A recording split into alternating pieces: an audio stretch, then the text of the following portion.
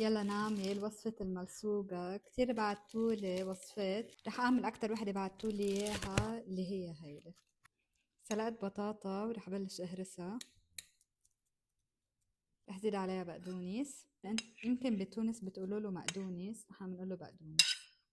رح زيد الجبنة موتزاريلا.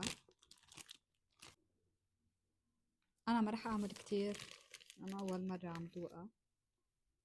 حزيد بيضة. اخر شي رح زيد التون او التونة. ما بعرف اذا كترت تونة. هي الملصوقة.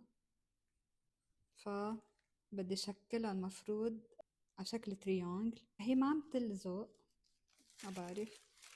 رح احط لها مي ان شاء الله ما اكون عم خبص هيك كرمال تحافظ على شكلها. رح احط بقلبها الحشوة اللي انا حضرتها.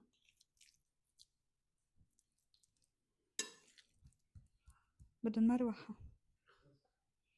هيك طلعت.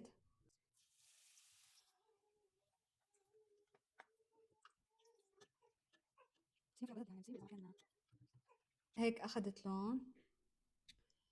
هيك هي من جوا.